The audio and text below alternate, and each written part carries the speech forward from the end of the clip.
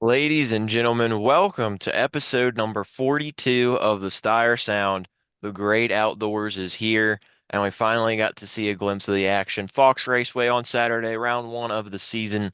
Hunter Lawrence, dominant in the 450 class. He gets the win. Jet Lawrence back on the podium in his first race back in action.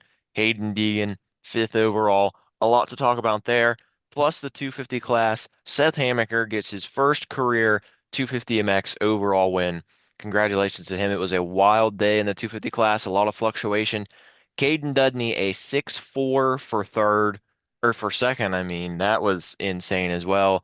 Cole Davies gets third, rounding out the podium with a 3-8. The scores were all over the place. Levi Kitchen nearly podiumed with a 112. We've got a lot to talk about today and a lot to cover. Thank you so much for joining us. I am Trey Stire, your host. He is Jack Noel, my co-host from the Dirt Legal Dirt Bike Depot WMR KTM team. Fox Raceway. What an event, what a day. Pretty good day of racing to start off the year. And of course, there's going to be a lot to talk about. Thank you for tuning in, whether you're listening on Spotify, Apple Podcasts, iHeartRadio, YouTube, you know where to find us. Be sure to follow the show, subscribe.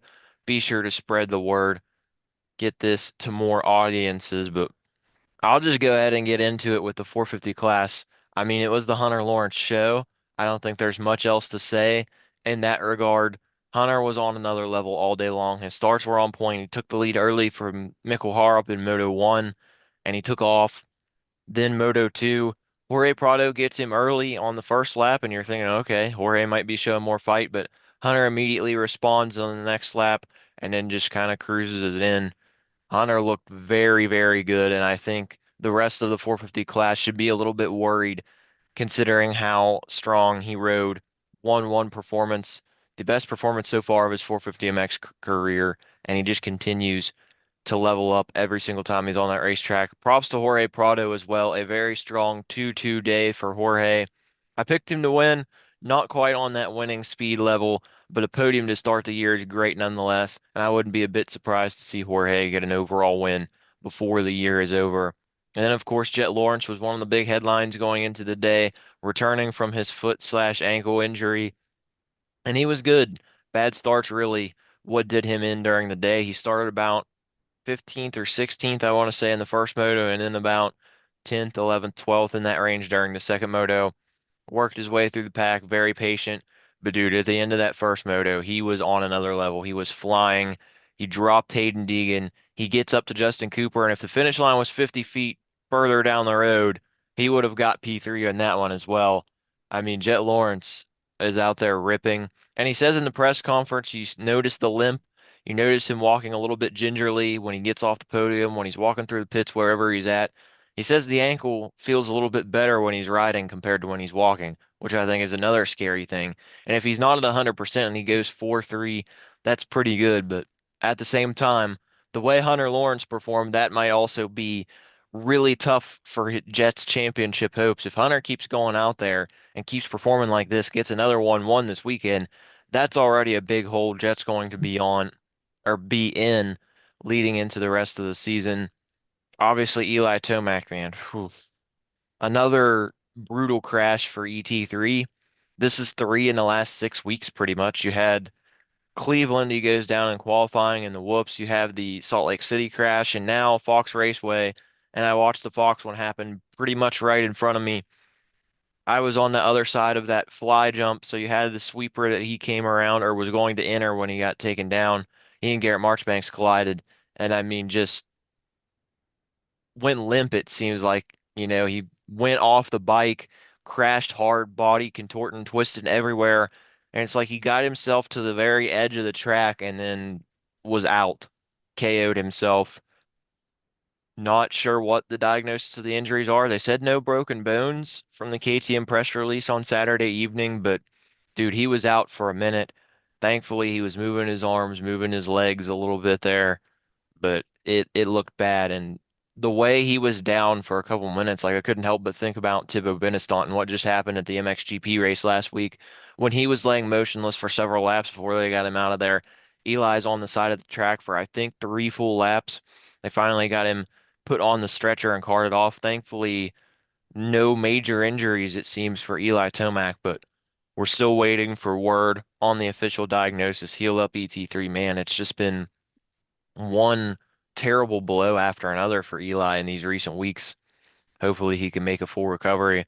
Maybe join us back on the gate, but at this point, he seems like he's been snake bit the last several weeks. Maybe that's not the best idea for Eli. Regardless, Hunter Lawrence, P1, a big statement victory to start the year. Jet Lawrence looking solid. Hayden Deegan looked good.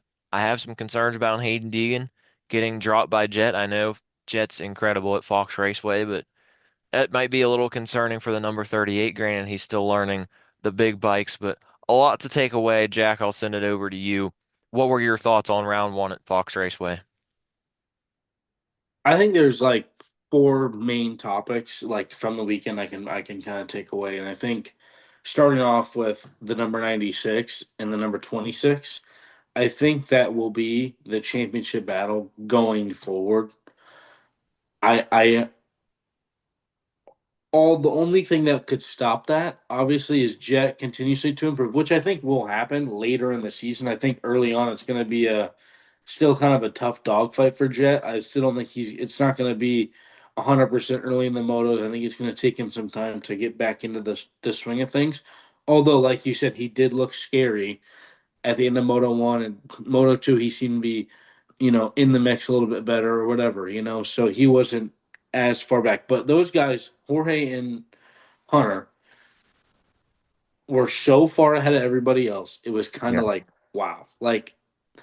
And I kind of was like, in the first Took him few to the rounds, Applebee's for sure. they were really close to each other. And I was saying watching from from home this, for the outdoors. They didn't show any of it on TV, like them like battling or seeing. Like, I just wish we could have got more of that insight because we're focused on the battle in 10th and 11th, which I understand why. I get it. It's Jet and Deegan going at it, but it's like I want to see what Jorge and Hunter are doing at the front because these guys have never been really up there before. I mean, Hunter has obviously, but Jorge hasn't, and Jorge's never raced in America really. I mean, I really don't even count Jorge's first year because it just doesn't seem like the real Jorge. This year finally feels like the Jorge Prado we all kind of expected. Um, so I was just curious to see what was going on, and it was just you didn't really get to see much. You saw a little bit, or it was kind of like gapped out by the time things got to it. But I just hope that if Jorge can continue the momentum going into like the rest of the season, because I almost look at Fox as like his home track. He spins laps there all the time. He lives out in California half the year. He rides out at Apollo. Like a lot of these other guys, like it's kind of how the European style goes. Like Apollo's the first track these guys all touch, and then they move to other places, and that other places like are a little bit almost easier for them to dynamically like it suits their styles maybe, but it's not. The other guys have ridden there, 10, 12 times compared to Jorge Prado's ridden there once now at all these tracks pretty much. So I don't know. I just hope that he can continue, building throughout the year and getting good starts because I think that really is going to be the key for everybody, whether it's Jet, Oh yeah. Deegan, Hunter, Jorge, Chase, like all of those, 250 guys as well. because it's just not going to be like easy to move through the field in either class at all. Like it's going to take like the gap's not big enough to just start in 20th and then finish in first and have a 10-second lead anymore. Like it's just not going to happen. Um, so that's kind of where I moved to like Jet and Deegan, where like these two guys are kind of like it, they rode very similar. Like they don't ride similarly, but they had similar days. Deegan had a fourth and a fifth, and Jet had a third and a fourth. Like, and Deegan was right behind Jet pretty much the whole time. I think Jet kind of knew he like needed to beat Deegan to kind of like just not get even if Deegan would have got third and Jet would have got fourth, like it would have been a whole thing. Yeah. 100%. You Like know he it would have like been talking on the podium. exactly. He's like, well, whatever. Because he actually like in the interviews before the races, Jet who? he kind of respected Hunter, and gave Hunter like the props he kind of like deserves really. So it was just kind of like that whole thing. I think that was like like the goal almost for Jet this week. It was like I just need to be Hayden Deegan. So But anyway, so kind of funny in that sense, I think. But I think for those two guys, especially Deegan, the starts have to be better because Oh obviously yeah. the 250 career it's a little bit different, right? Like he's on the best bike by a mile. The starts come a little bit easier. Now it's time to like the bikes are a lot more close together. And you can't When rip your way through the pack like you did in the 250s either. 100%, and that's exactly what I was going to say. Is like you cannot do what you were doing in the 250 class anymore. The 450 class, these guys are legit and will pass you back. And if you get dirty with them, they will get dirty with you. Like but it's also like a very respectable class because I think that these guys understand like I'm going slower than the guy in front, behind me. Yep. I'm not going to hold him up for too long, but I'm not going to just let him by. You get what I'm saying? Like they're not going to like break check you and play games, but they're going to Yeah. just ride their race and then make you get around them. They're not going to put up much of a fight. Like they're not going to try to Yeah. bar bang you and stuff, but they're not going to get out of your way. I think that's almost like the difference between the 250 class and that Deegan needs to also adapt to because from what we saw in World Supercross, he thinks these guys are trying to play cat and mouse, which they might play cat and mouse for a corner or two. They might, take away the line or run them wide or whatever, but it's not the same. And you even saw it with Jet. Like Jet didn't like freak out when Deegan got by him the first time in those rollers. Like he just kind of was like, all right, well, I'm just going to get him around him in another corner, and that's exactly what he did. He kind of shut the door on him, but I think that's kind of like what he had to do. Mhm. Because I think Deegan just is gonna be overly aggressive the whole season. I think until he Yeah. decides to until he like matures a little bit. And then I would say my third topic is Justin Cooper and Chase Sexton. Where do they fit in this whole like championship battle if there is one for them? Like I think Justin Cooper is good enough to be on the podium. Does he have enough to win? I don't know. Same thing with Chase Sexton. I'm very like I really don't know with him. I feel like it's been a downward spiral of a bike, and I think he's just not happy. And it's when Chase isn't happy, it's very tough. And I think there's just a lot of things going on behind the scenes that don't people don't see. There's just a lot going on for Chase, and I think just some change needs to happen for him. Like I think scenery and like a whole of like top to bottom should be almost looked at just to kind of reevaluate himself and I don't know because I feel like we're just not getting a Chase that's mentally 100% or physically 100% or like happy able to do what he wants on the motorcycle, which I think stinks. But at the same time, it's like you have to mentally be able to put yourself in a position to know you're not going to ride the best bike you possibly could ever ride. But it's like give yourself a chance mentally before you even get on the gate because I feel like that's not even the case at all. I feel like it's just like kind of almost like defeat before you get there because I don't know like I look at Salt Lake right like he looked really good won the race like no problem pretty much and he's really confident in Salt Lake like I don't know if you've like no I guess I get to talk to him more than anybody else but like he's like yeah like I'm won there's 3 straight years like I'm about to do it again and sure enough he goes and does it again and then he gets to Paula and he's like I don't know where I'm gonna stack up with Hunter and Jed and these other guys, it's like I don't want to lose to them, but I don't know like how it's gonna go. I might as well just whatever. Like his mentality is like very questionable, like questioning himself, questioning the bike, and it's like when Chase is mentally strong and knows he can stand up to Jet, Hunter, Prado, these Tomac, these guys that he's been racing his whole career. That's the only way, in my opinion, he's able to be in the title fight at all. So I feel like Chase in his current state is almost out of it. But he Yeah. could regain some feeling or figure something out. I really don't know.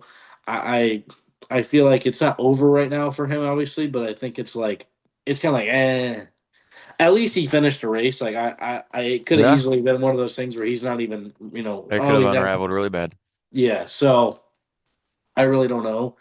But I think it's going to be interesting this year. I think Hunter's going to have some races where he falters, but I think he's going to be the guy to beat. And I think Jorge Prado, if he can, like I said, continue to build off this past weekend and get better and better, he was the only guy that could hang with Hunter. And like he hung with Hunter for like most of the moto. So, God forbid Hunter Lawrence gets a bad start and Jorge Prado's out front. Like I don't think it'd be a surprise if Jorge Prado wins. But if those two are together, I think it'll be tough for Rory to beat Hunter. But I'm excited, man. I think this 450 outdoor season is coming up to be exactly what we all wanted. It'd be interesting every weekend, and there'd be multiple winners. And I think this whole jet situation, as much as it sucks, I'm not saying to say I'm happy that it happened, but like I feel like it almost brings like a new dynamic to the class that we weren't used to before. Because I feel like if Jet's 100% and he finishes the Yeah, series, he's gonna win, and I think that's it. absolutely. So, and obviously he looked human this weekend. He wasn't just that. And I think the question you asked him in the press conference was probably the best question he's ever been asked. Was like, did that like I feel like that is pushing his experience level forward. Like he even said, like I've never felt Pala roost. Yeah. That's honestly a crazy statement, dude. Like that's Yeah. like This is your eighth time, I think, racing there, and you've never felt the roost? yeah, like that's insane. And like too, like he's never not led a lap until the first Yeah, one. that Like that's ridiculous. yeah, like that, like stats like that are like stuff that people don't even understand. Like that's actually insane. Like that dude wasn't just like I don't know, like 3 years in a row, the guy hasn't been in second place at one time, just been in first the whole time. Mm. I mean, it's insane. Yeah, He's an but alien for sure. the 250 class was quite insane. I'm sure you got something to talk about there. I think Oh, it's wide absolutely. open. Oh, I do too. I mean, I think, like I said a few minutes ago, it's going to be star dependent for everybody. But you mentioned Hunter Lawrence and Jorge Prado wanting to see more of that battle. It really wasn't a battle for either race, other than early in that second moto, because Hunter was out front, Jorge was there, and they were pretty close for most of the race. But it seemed like once you hit that 15 to 20 minute mark, Hunter would just inch away and inch away. And I think it was more so in the second moto, honestly. I think Hunter really had things on lock, but Jorge was comfortably in second, so he could just kind of cruise and ride his own race. But dude, the 250 class, like you mentioned, Levi Kitchen starts off the day on fire. He's fast in qualifying. Somebody we're going to have to talk about in a minute is Lux Turner as well, because he was fastest for a good chunk of the first session. And I was looking at lap time and I'm like, is this a glitch? I like Lux Turner. I'm a big supporter of Lux Turner, but I was like, there's no way he's fastest right now, is he? And then he was casually fastest for half of the first session. I'm like, okay, maybe this is legit. And then Levi went to the top of the board and really dominated qualifying. First moto begins. You get PC 1, 2, 3, and I'm just waiting for something to happen. I'm just waiting for some kind of grenade to come up out of the track and just all the PC guys spectacularly fall over or something because we know that's how it happens. I mean, look at Salt Lake City when McAdoo and Hammaker went down like 10 feet apart from each other. But Seth was leading, Levi was second, Nick Romano, props to him, great first moto from the 141. Seth leads a majority of the race, but he makes a mistake. Cross ruts, something happens. He pops out of one of the sweepers. Then Levi gets around him, and I think Levi was definitely the fastest guy of the three in that moto. I think he would have got him regardless of whether Seth makes the mistake or not. But either way, Levi Kitchen gets into the lead and then pulls away a little bit. Not a crazy gap, but he builds a decent one nonetheless. Nick Romano fades back a little bit, but still a very strong moto. Seth holds P2. Nick was P3. Cole Davies gets around him, and then barely on the last straightaway, Joe Shimoda ends up getting to fourth. I mean, there were battles all over the place in that class. There was like Austin Forkner, Deacon Dino, trying to think of who all else was in that range. I think Parker Ross, the guys that were like at the very tail end of the points, they were running nose to tail. Maximus Voland and Cody Schock fought to the death for 16th for like half the race. Those guys were on each other basically the same way Supercross was because it seemed like every single round the Club MX guys would be hooked together. Chance Hymas looked good even though he didn't get a great start and really wasn't able to push up a bunch. Julian Beaumaire got him late in the moto, and then Chance got him back. I mean, there were battles all over the place. There were so many guys changing spots or right there together. Caden Dudney looked solid. Then we get later into the day, second moto, you have, you know, Julia Beaumaire, that's who it was, pulled the whole shot. I had to think for a second. Then you had Mosman and Hammaker right there. They go to the top of that Monster Energy hill, and Mosman clips Hammaker's rear wheels. Hammaker's going for the pass. Mosman goes down, and then here comes Levi Kitchen, who already made his life miserable with a 15th place start. And then he clips Mosman's bike and goes down, and then has to start from the rear of the field. The front two were Julian Beaumaire, Seth Hammaker for pretty much the entire race. I think it was about 12 minutes to go, 10 minutes to go, maybe. Seth really started to catch up, and then he made the move, pulled the trigger for the pass, and rode it in for his first moto win and his first career overall win. Big win for Seth, and I feel a very popular victory. I feel like a lot of people were pretty happy to see Seth Hammaker take the victory. Well done for him. Great ride for Juju in that second moto. First race back from injury, P2, I think by far the best moto of his career. I know he led some laps at Fox Raceway last year, but he got shuffled back a bit. This year, a bit stronger. Stayed there in P2. Caden Dudney goes 6-4 for second. I was really impressed. I was on the Dudney hype train a little bit before the season. I think he's got some things to work on for sure, but I think if you find a way to get second place with 6-4 finishes, that's a pretty good start to the year. Cole Davies faded late in Moto 2. That was a bit strange to see. We're used to seeing him so good in Supercross and just pull away and obliterate everybody. And Cole was dropping like a rock at the end of Moto 2. Joe got around him. Lux got around him. Trying to think of who else. I think Chance might have got around him. I know he lost a few spots late, and it was kind of uncharacteristic to see for Cole Davies. Joe, a couple mistakes throughout the day. Joe and Chance Hymas, I know they weren't in the top five, but I think they're riding well. They get good starts this weekend. They'll win, in my opinion. Davies was a little bit concerning. Like I said, Lux Turner, though, I think was the most impressive rider in any class, to be completely honest. And that's considering Hunter Lawrence's dominant victory. But Lux, the way he rode all day, staying in the top 10, he didn't fade a bit. At the second moto, toward the end, I think 5 minutes left or so, there were a couple laps later in the race where Lux Turner was the fastest guy on track. Lap 11 and 12 out of 15, Lux Turner is the fastest 250 guy on that property. And he was ripping. He gets Cole Davies late. He got a couple other guys late. That was the thing I think I was most impressed about is because I know he can score points. I know he could really be in that 15 to 20 range for sure, maybe more if he got better starts, but his fitness was legit as well. He didn't seem to fade off any at all. He was right there and he looked comfortable. He looked like he belonged.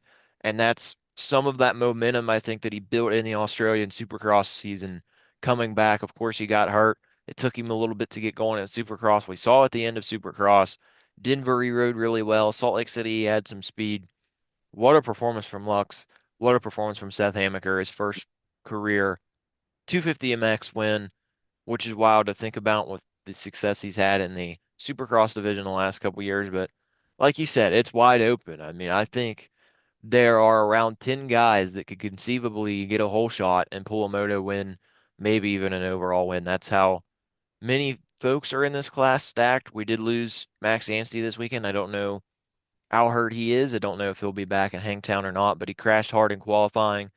And then he struggled in the first moto. I think he got 25th, then just pulled off second moto. Also bad day for Austin Forkner. I think he went 30, he went like 30 something 27 and he got like 34th overall. Bad day for Triumph overall. Triumph, those 250 guys for Triumph, it was not looking good. Deacon Deno is the best guy and he went like 18-20. So Triumph boys might be scratching our head a little bit 250 wise. Star Yamaha, there was 15 bajillion star bikes out there, pretty much all wearing the same gear, that light blue cloud looking stuff. It was hard to really pay attention to who was the star bikes up there, but of course, like I said, Dudney looked good. Gordon looked good for the first half of Moto 1 and then just kind of slipped back a little bit, not as good of a start in Moto 2, but my goodness, I could go on for an hour or two about the stuff I witnessed in the 250 motos and the 450 motos, just my observations from the day. But Seth Hammaker gets the win, gets the red plate, and this is probably the first time ever we have a 13-point gap after round one, which is kind of crazy to think about because of all the fluctuation through the field. But Caden Dudney, Cole Davies, Levi Kitchen are all going to be tied right there. Julian Beaumaire just a point or two back behind them. Go ahead and give your observations from home in the 250 class. It was a wild day, and dude, I think this championship's going to be back and forth all season long. I'm kind of gonna break it down like I did the 4D class. I think there's three like groups of guys that you can look at and say, okay, like here's where they kind of stack up, and here's you know where my question marks lie and stuff like that. I think like the first things first. I think Seth Hammaker, Levi Kitchen, and probably Cole Davies are like you said. It was really weird to see Cole do what he did in that second moto, and it's kind of like alarming a little bit because you wonder how much effort he put into that first moto, and maybe that's part of the reason why he faded so bad in the second moto, where I mean, he was Levi charging. Kitchen and Seth Hammaker looked like they had more in the tank. And Levi even said in the first moto, like, I was able to save some energy. Yeah, I did hear that. So, and then Hammaker was right on his butt the whole time. I think Levi, you take away the crash, I think Levi probably goes 1-1 without a Probably. doubt. Like, I don't see that not He happening. got a bad start though, Moto too. It would have been harder for sure because he was like Yeah. 15th. Yeah, it would have been tough for sure, but I think it would have been at the worst 1-2, and then him and Yeah. Seth split the points. So I really don't know, what was going on. And the biggest thing, the biggest question marks I have too, for these other two guys is Shimoda and Hymus, and even Beaumer. Like Beaumer, to be honest, kind of shocked me how well he rode. Like to I was get the pleasantly whole surprised as shot, well. and then to get second in the second moto. Like Beaumer's never been known as like a fitness dude. Never been known to be like a grinder, like the guy that's like gonna put it in hard the last 10 minutes of a moto. Like just not at all what I would expect from him. And he was able to, have a good race and maintain that second place the whole moto pretty much. At once Seth got by him, and that was cool to see. I think Beaumer, after being off the bike for so long, I think there was a bunch of like, how was his back? And I mean, he had a gnarly injury, so it wasn't like it was something that was like a broken arm or something where it's kind of like a simpler thing to come back from. It was a gnarly injury where it really affects your whole body. So to see him kind of be back and be somewhat in the fight, like I mean, obviously second is good, but he wasn't really contending for the win. Um, I think that's good, but I also kind of like have like an asterisk next to it of like this is Fox Raceway, this is where he puts in his laps pretty much all the time. I know he has been back at the Baker's factory though, riding this summer. So that could be it. Like it really could be like that's like the Beaumer we needed, and that he's on this program of Justin Boyd and Alden Baker of kind of getting in the flow of things, and I think it's going to be cool. I don't know. I think it's going to be something that we all look at and are like, all right, this is sick. Like we have Julian Beaumer at you know getting better each weekend or each weekend, and he's able to come to Supercross and be a championship contender, right? I think that's kind of what we all want to see really from him. But I don't think he'll. I think I hope this isn't his ceiling. Is all I'm going to say. And then for like Shimoda and Hymus, they just got to get better starts, man. And it's been like that for Shimoda's whole career. It feels like, and when Shimoda does get that momentum, though, he does seem like he's unbeatable in the 250 class. Sometimes he's able to beat Deegan a lot, which is something not a lot of guys are able to say. Like I don't really think anybody but Shimoda beat Deegan. Like if you look at it, like Levi Hymus was able did to do it. a couple times. Yeah, Hymus at look, it was Thunder Valley, right? Yeah, Thunder Valley last year. Yeah. So Hymus has done Did it it. too. So I think you have those two guys, are the only guys that are able to really, go toe to toe with Deegan. I think Levi's a little out of that Yeah. question. Ian Hammaker both. Um, and so that just kind of like makes me think like, all right, these guys are still good. Like these guys aren't, I mean, they're both coming off injury, which is tough, but these guys just need to get that start. And I think it's for both of those guys, especially Shimoda, it kind of takes them a minute to get into things and get back into the flow and figure out the bike setup. And they train out on the East Coast most of the time. So I'm assuming once we get to the East Coast tracks, the momentum will maybe shift towards them a little bit. But I'm not really worried about them. I think if anybody's going to be able to close a championship point gap, it's going to be a guy like Shimoda or Hymus that can kind of click off all these wins right away. And then everybody else, Dudney, the star guys, I think there's a couple of them that can compete inside the top three. It's just gonna be tough to like see like who does. I think like you have even like Lux Turner, like could that guy steal a podium? Could Dylan Short steal a podium? Could Parker like it seems like that Bar X team has like nasty outdoor riders for some reason, and they're all good on Supercross. So don't get me wrong, but outdoors, these guys seem to really show up and show out. Like they actually are able to. Voland looked really good too. I'll throw that in there. He was Yeah, the most impressive 13th place rider I think I've ever seen because he was yeah. tenacious, charging, just bad starts and bad luck. And also rider DP3 second moto.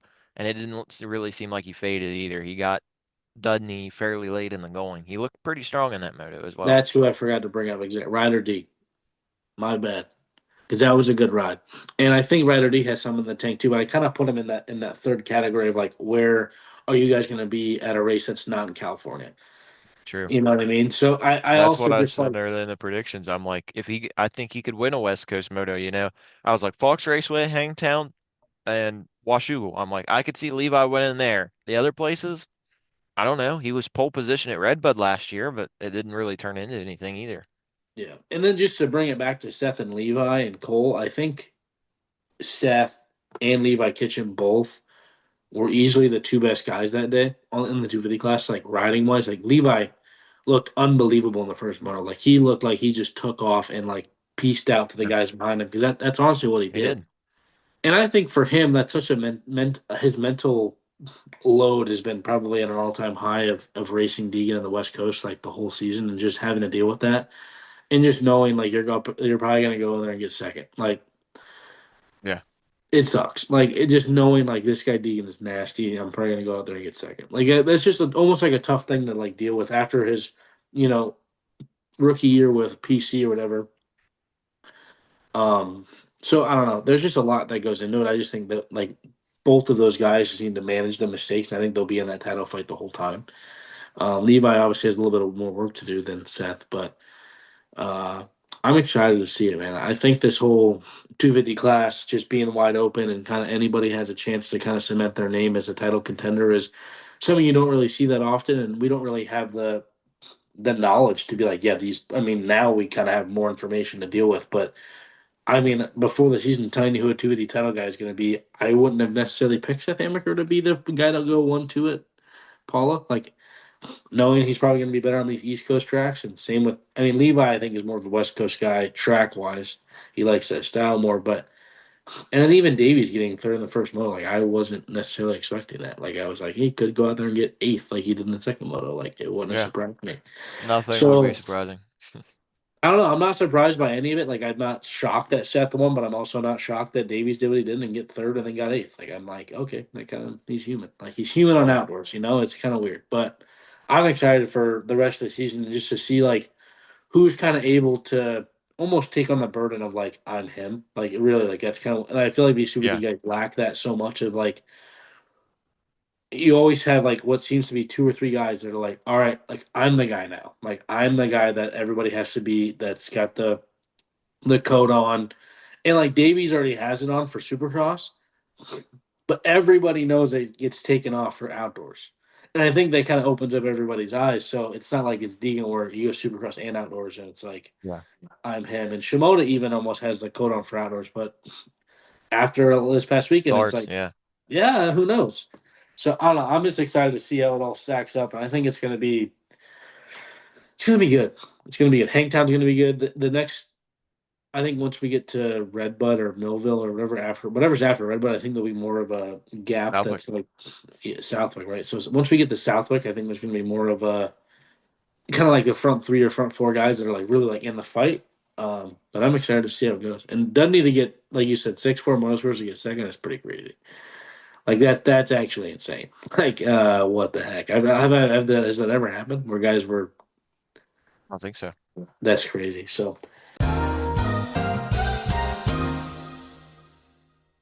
Welcome back to episode number 42 of the Stire Sound. Yes, I know we're going to have multiple parts for the foreseeable future, at least in terms of recording. We have wrapped up the Fox Raceway National. A lot to uncover, a lot to unpack, a lot to talk about. I will mention something else later in the show that I noticed, maybe for Hangtown predictions, but MXGP was also racing this weekend. MXGP of Germany, Teutschenthal. They go there every single year. And in the MXGP class and the MX2 class, there were big point swings. In the MXGP class, it was Lucas Coenen taking firm control of the series, a mechanical DNF by Jeffrey Hurlings in Moto 1, and a 1-1 day from Lucas really swings the points around. Lucas was only up by 2 entering the day, and he left Germany up 31. A huge change in momentum. And the 450 class over in Europe was a bit like the 250 class was over here. Andrea Adamo gets second with 7-3 scores, and Ruben Fernandez is the opposite 3-7 for third. Tim Geiser goes down in the second moto early on after finishing second in the first moto. He had the airbag deployed, only got up to 19th. Jeffrey was a solid P2 in the second race, but of course that DNF really ruined things. Roman Febvre had a crash that dropped him to 17th in the first moto. So a lot of the guys, even off of the lead, were having trouble. Tom Vial did not end up racing. He was sore from his crash in France and elected to not compete after trying to ride in on practice. So Lucas Coenen really takes firm control of this series now. He's been the best guy, in my opinion, at least the fastest guy all year. He's just had some things go wrong, and now Jeffrey has something else go wrong. So this opens the championship back up and puts the number 5 in the catbird seat. Then in the MX2 class, home race for Langenfelder. He's coming in. He needs a spark, needs some momentum, but he enters the weekend sick, under the weather, and Sasha Coonan pounces. Sasha doesn't win the overall, but he goes 1-2 in the motos, whole shots in both races. And now Sasha has the points lead going into Kegums this weekend in Latvia. But it was Mathis Valin, Kawasaki Racing Team, his first career MX2 overall victory. Sasha tipped over early in the second moto. Valin held strong. He was there in P2 for most of the first moto, right there in case Sasha made a mistake. He didn't, but he does in the second moto, and Valin pounces, takes the lead. Sasha made a late charge, almost got him at the end of that second moto, but Mathis Valin is your newest MX2 overall winner. We saw Guillaume Perez take his first win last weekend. Two brand new winners in a row. Pretty cool to see. And of course, Kawasaki, this is their first win in MX2 since 2016, since Dylan Ferrandis won in the Czech Republic. That is wild to think that it has been a decade since the green bikes have stood atop the overall podium in MX2. But Mathis Valin on top for the first time in his career. A lot to unpack from MXGP as well. We talk every week. It seems like the points lead just keeps swinging. Big day for the Coenen brothers. Lucas has a big points lead now, and Sasha now has the red plate over Langenfelder. What were your thoughts on the MXGP of Germany? I think if Lucas keeps building this points lead, it's going to get really, really scary for these other guys. Jeffrey's really the only guy in range pretty close to him right now, and he loses 29 points in a single weekend. That's a huge blow. Yeah, no, that's this is kind of what we didn't want, right? This is we didn't want somebody to have a bad moto or something go wrong in a moto. Like this is kind of everything that we didn't really want to see happen because of how close it was between Jeffrey and Coonan, and they both had Yeah. cemented themselves as the title favorites. And yeah, so Jeffrey obviously had like a mechanical in the first moto. Everybody saw that, and it was a bummer, but those things happen. These MXGP series are so long; it's almost like guaranteed they're gonna have one or two throwaway motos that kind of dictate your season. So when does it happen for Lucas Kuhn? I don't know. He seems to be look so consistent, so good, whatever. But I think the whole I just want to bring it to this because I think it's going to be a talking point when the time comes is them coming to America as soon as in 2 weeks. How does that affect this series? I really don't know. I'd be interested to see how it happens when it does happen for both Lucas and Sasha because now they both have the red plate. It'll be fun for us here in America, but over there, like their teams and stuff like that, they got to be like, hey guys, we got like a series to win, championships to win, stuff like that. So that'll be interesting. I'm sure they'll be fine, but I don't know. Like anything that could go wrong at this point is going to be kind of a detrimental blow to either one of those guys. I think Sasha's just now getting the momentum going, and his tip overs haven't been so tip overy as they usually are. They're not huge wads; they're just tip overs. It seems like Yeah, right now. just So tip overs. that's good for Calming down, Sasha. I feel maybe. like we're making improvements. We're making improvements over there in the 2D class. But yeah, no, I think it's just like these guys need to. I mean, Lucas is kind of already doing it, but Sasha for his sake needs to kind of just take over and start winning races, doing Yeah. the 3 wins over a weekend like that. A weekend like that can really Yeah. change the Perfect whole pace of weekend. your change the whole pace of your kind of your championship. I think any of these guys now that are like inside that top three, Simon to kind of get back on track needs a weekend like that. Gillum again needs another weekend like that to follow up after a poor weekend in Germany, where you had such a good weekend in the weekend before in France. It's like you these guys need whoever picks up the momentum first in the just 250 class in the MX2 division is going to be the guy that's going to kind of break away.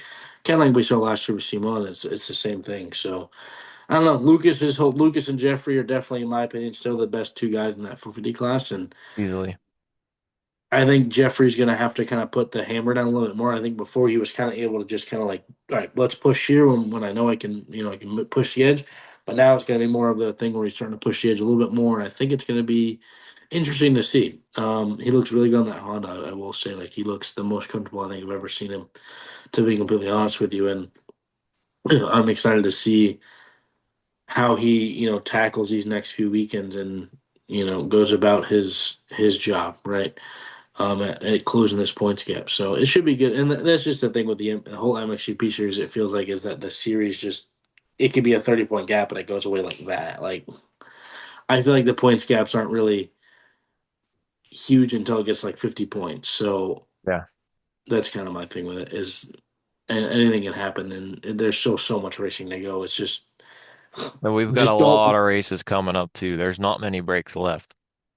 for Jeffrey, it's really just don't let Lucas get on like more of a roll than he already is. Kind of be able to break it up a little bit, keep the points gap the same, or build or gain on it really.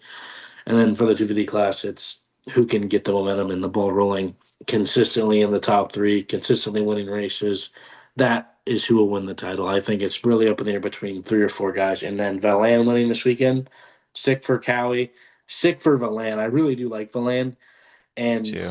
the whole French team, like it's very interesting to see nonetheless, like just or not French, but like just to see a 250 French guy like after Ferranis wins it in 2016, 10 years later, we're here in 2026 and a young Frenchman that's got a lot of promise is winning races like Kawasaki in the MX2 Yeah. division. It's pretty cool. So yeah, I'll leave it at that. And I think, going into next weekend, where is next weekend? Kegums, Latvia. A little bit Latvia. One of sandier. my favorite tracks on the Me too, LMXGP tour man. we're going to do. I That track love is that track. sick.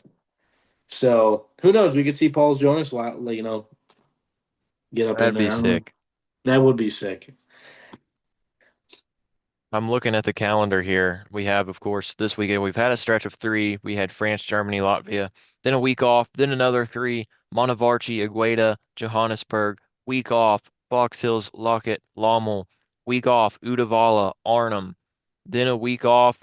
Then you have that awful, I say awful because of the travel, three rounds at the end of the year. You go Turkey, you go China, you go Australia to end it. That is going to be brutal in terms of travel in the year, but we got a lot of racing to go. They had that month off randomly in April, and now all of a sudden it's just like bang, bang, bang, or back to back to back pretty much. And now I get things ready to roll here. I'll take a look at the entry list. I was going to look at the entry list for Kegums, but it's not up yet because we record these in the morning. But your entry list for Hangtown is here. I don't think there are going to be many changes, but we'll briefly take a look at it. We got Hammaker, Beaumare, Volin, Schock, Mosman, Thrasher, Hyman, Shimoda, Faulkner, DeFrancisco, Davies, Ross, Schwartz, Turner, Kitchen, Long, Bennett, Cochran, Anstey, Welton, Mumford, Towers, Linville, Kelly, Dudney, Manier. The Swiss dude's back again. Joey the City. Doesn't look like any changes. I mean, we've got maybe McAdoo's back this week. I'm not sure. I haven't heard 100% yet. Once again, we're pretty early on there. P. Murph, he was on the entry list and he wasn't. Alvin Hillen in there. That's new. Maybe it won't be maybe. Definitely his professional debut. I don't know if he'll be back running SMX next the rest of the year. Same with Nate Freehill, another Cali guy. He's been putting some funny videos out on social media, riding that little e-bike that he's been on, ripping through there. Chase I Hymus. mean, Who's that? Wait, where do you see it at? What number? Cali 120, no, 171 or something. I don't know what Oh, that's the Chase thing is. Haynes, 371. Hey, I thought it was at Hymus. I was like, what? Yeah, Chase Haynes, he was only a couple spots away from making the motos at Paula. I think he might put her in there this weekend. He's got a chance to. There's a lot of good guys though in the 250 class. Angelo on the pink KTM again. 450 class, I mean, pretty much the same. It seems like we got a little bit more on the entry list this weekend though. Trying to see if there's anybody new really. This Derek Dinson fella's new. Some of these other guys. I think the RPM off-road KTM team is back as well. I saw Noah Gordon on the entry list. I don't see Mason Simmons though. Ryan Serrata's back though. He was in there. Dante Oliveira's back. Anton's still racing. Of course, Vince Freezy making his return. Don't know who this fella is, but good luck to you, Mr. Italo. I don't know how to We'll even go say that, WMX Vacar. too. WMX is back this weekend, although definitely the entry list is far from full because no Charlie Cannon, no Michaela Nielsen, no Jordan Jarvis, Kylie Stallings, any of those women yet. Only Lachlan Turner really is on the list of the typical contenders we're used to. But yes, we have WMX coming up this weekend, as well as we have, of course, predictions to run down and talk about. And here we are. Fox Raceway didn't really go well for any of us, but Jack gets the early lead. He gets Dylan Ferrandis in ninth place, and he nails the random spot to help take the lead. You also had Lawrence Prado 1-2, so props to you for that one. I'm on 15. Ed's on 10. Actually, Ed's on 15. I lied. I miscounted earlier. But there you see our random spots. Some of us were close, some of us, but there are so many guys in there that could be good. Now sliding over to Germany. I won with 15 whole points. We all did terrible for the MXGP of Germany. I had Lucas Coenen winning. Lucas Coenen did win. Yay. At least I gained five, I guess. I'm only 40 back now. Long season. Chip away, baby. Hangtown, we'll get Ed's predictions later. We were going to have Edward Heather join our show as a full-time co-host, but he was not available this morning. He was out getting food or something. Not sure what happened there, but hey, man, Jack said at the end of last week's episode, he's like, come back next week, come back from now on. And I'm more than happy to have Edward Heather as a regular co-host of the show. And obviously, we're going to have to wait a week. I might have to have him sign a contract so we can get him here every week reliably. But nonetheless, Hangtown, I'll go ahead and start with my predictions. We'll get Ed's later. Seventh place, the random spot this week, the generator being kind to us once again. Wait till Thunder Valley. It'll probably spit out like 26th or something. But I'm going to start out 450 class. I'm going to go Hunter Lawrence again because, dude, he was on another level in Paula. I think I'm going to go Jet for second this time. I think Jet gets a bit better. Hangtown is probably Jet's worst track, and when I say that, I mean that because he's lost a grand total of two 450 motos there. So I think that makes it his worst track by proxy. But third place, kind of iffy between Prado and Deegan. I'm not sure. I think I'm going to go Prado just from what I saw at Fox Raceway and his starting ability. Deegan's starting ability concerns me. Also, I think Deegan was dangerously close at times. He looked a bit more calm in the motos, but there were some times on press day and qualifying where I thought he was going to, for lack of a better term, wad himself pretty bad because he was landing front end heavy a couple of times and he had that front end of that star bike knifing around, and you usually do not see that. So that was a bit concerning for me, but I didn't notice that as much in the motos, so maybe he toned it down a little bit. But I'm just going to go Lawrence Prado for the podium. Same podium as Fox Raceway, just a slightly different order. 250 class at Hangtown. Dude, you could draw 10 names out of a hat and get a podium. I mean, you could literally do any kind of order. I think I'm going to go Joe Shimoda to rebound and get a victory this weekend at Hangtown. I think Joe's going to be quick. I think I'm going to go Seth for second. I think Seth Hammaker is going to be that consistency guy all year. If he can get the starts, the PC guys have found some power, it seems.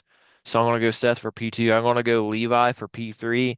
I think it could be similar to what we saw at Fox Raceway, where he has a really good moto, but he gets a bad start or something happens later in the day. I think Hymas will be right there outside the podium. I think Ryder D could be in there, Bomare. once again, there are a number of guys that could really be in that range for a podium, but I'm just going to go a fairly safe podium. I'm going to go Joe Shimoda. And I know people might be wondering, well, you picked Chance Hymas for the championship. He's not on your podium. What's going on there? All I got to say is horses don't stop. They keep going. I'm not concerned after watching Hymas at Paul. I know it wasn't the best day, but I'm not concerned. And you look at the stretch of races afterwards. Thunder Valley, he's the man at Thunder Valley. His first moto podium was at High Point a couple years ago. He won Red Bud in 2024. He's got a really, really good stretch of races coming up. I think Hymas is going to get the momentum and start tearing away maybe in these next few races. If he leaves Hangtown 20 down or less than that, we're good. We're still dialed for the championship pick. Random spot, seventh place, 450 class is a little bit easier. I'm going to go with the same guy who got seventh at Fox Raceway. Maybe Law of Averages is going to help me out. RJ Hampshire was P7 at Fox Raceway. I mean, you think about who was ahead of him. He had Lawrence, Prado, Lawrence, Deegan, Cooper, Sexton. Hampshire P7 sounds pretty legit to me. 250 class is going to be guys all over the place. I'm going to go Cole Davies this time. I looked at, I thought somebody picked Dave. Oh, you picked Davies as like your backup guy. I thought you were kind of crazy for picking ninth there, but I'm thinking about some of these other guys. I'm like, I don't know, man. Dudney could be good. DeFrancisco could be good. Beaumare. That's my picks for Hangtown. Actually, I'll just go across the board and go ahead and nail my Kegums picks as well. I got Lucas Coenen, dude. I think momentum's on his side. Sandy this weekend. I'll go Jeffrey P2. I'll go Kai Wolf P3. Sandy tracks. I'm probably going to pick that three in some order for every sand track this year. MX2 class. This is the fun one. I think I want to pick Giannis Razulis to get a win in his home country, but I don't see that happening. I think he's got to get a podium before he gets a win. I'm going to go Sasha Coonan and hope he doesn't wad. Sasha, I think, is the best sand rider in MX2. I think he's really good. There's like five guys I want to put on my MX2 podium right now. Like I think Perez could podium. I think Valin could podium, and I want to put Valin P2, but something's telling me right this second to put Camden McClellan P2 instead, and I got to pick Rezulis for a podium home race. If I could spell his name correctly. I want to see Paul's Jonas do well in the MXGP class as well, but I think Rezulis is more likely to podium. Like I said, I think there are five, six, seven, eight guys who could podium. I mean, you go down on the line. Langenfelder's not running well at the moment, but he could podium. Liam Everts could podium. Maybe Carlos Rezulis does well at his home race. Lada looked a little bit better in Germany.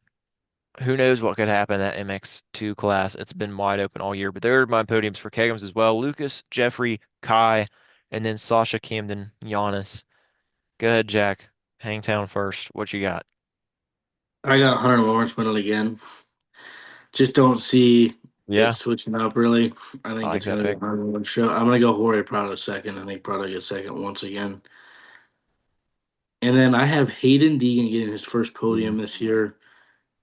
I think he's going to get a better start. I think he's going to get up there in one of these motos, mix it up, maybe get a moto win, but I think it's going to be one or the other. I think it's going to be either two consistent results and like two fours and gets him on third or something like that. So I think he'll get it done. But 2D class, I got I got Levi Kitchen winning this weekend. I think it's he doesn't go down. I think it's a different story. I have Chance Hymas in second, and then Seth Hammaker in third. I think that's going to be kind of the way it goes. I think Hammaker will retain the red plate still. What is it, seventh place? Yeah, seventh. I'm going to go Dylan Ferrandis again. I think Dylan Ferrandis improves a little bit off his last weekend. Hey, it worked. Paul, And then hey, I'm going don't. to If it go. ain't broke, don't fix it. I'm going to go Caden Dudney for seventh. Dudney. I think I thought that's. about Dudney, but I'm like, I'll go Davies instead. I think that's fair. And then Keegan's, I'm going to go. It's a sand track. It's super sick. I'm going to go Jeffrey Hurlings to win. Lucas Kuhn in second, and Kyle Wolf in third. I think that's pretty hard to not put Yeah, that podium. those three guys in the sand. Lethal. And then to win in Keegan, I have Liam Everts winning. Liam Everts. All right. Finally gets it done. First one of the year. Finally. There we go. And then I have Who do I have? Probably Sasha. Sasha Coenen in second. And then Perez in third. Always got to put Gio on the podium there. We'll wait for I mean, Ed's honestly, though, predictions. it's We'll not see like a what. bad shout. Like, it's not like I'm No, it's just. not. I just like poking fun at you because we're so used to you picking Perez every single weekend. We're just waiting. It's like, what spot's it going to be? Is it going to be one, two, or three? Like we know he's going to be in your podium, but that's our predictions for Hangtown. Tune in next week to see if Edward Heather picks something better than us or worse than us. It could conceivably be both, but I'll stop sharing my screen. Thank you so much for tuning in to episode number 42 of the Stire Sound. We appreciate all of your support. Be sure to follow along through the rest of the season. Of course, we're going to be talking AMA Pro Motocross, MXGP, WMX coming up this weekend. I'll go ahead and throw out brief predictions for there. We're not doing it for our sheet, but I think Lachlan Turner starts the season with a win. I know that's probably a pretty easy pick, but I think hearing her at the press conference, she's less than 100%. Hangtown's kind of her stomping ground. She's won there the last 2 years, if I'm not mistaken. I know she won there last year. So I think she does good, but I think Charlie Cannon's going to take the red plate after High Point. I really think Charlie's going to win Thunder Valley and High Point. I think it's going to be a little bit closer this year with Lala mentioning that her back is a little bit sore, not going into it 100%. I think it's going to be close this year. I hope it's really good action this year. Maybe Michaela Nielsen can get up there, fight for a win. Maybe Kylie Stallings can get her typical hole shots. Mila Herrick, when does she come into the series? Because I feel like she will be contending at some of these races. Taylor McCutcheon coming over from Australia. Where will she stack up? Another racer in there. Jordan Jarvis will be in around that podium fight. There's a lot of talented women in the series, and I think Lachlan gets the job done this weekend, but I think Charlie Cannon starts building that momentum next weekend in Thunder Valley. What's your quick prediction for Hangtown WMX? I think Michaela Nielsen gets it done again like she did in Paul Oh, last year. KK rips off the first round win. I And like that. then and then I got Charlie Kim and Lachlan Turner. I think Lachlan just goes down or something. I think she's probably gonna be the best woman all year, but I mean, Yeah. I don't know, Round just one to mix it jitters. up. Just to mix it up. Yeah, I like that. Thanks for tuning in, everybody. This has been episode number 42 of the Stire Sound. For Jack Noel, I am Trey Stire. We will be back next week to recap everything that went down at Hangtown and in Kegums. Plus, we will, of course, be previewing the Thunder Valley National. Thanks so much for tuning in. We appreciate your support. Have a great week, everybody. Enjoy the races.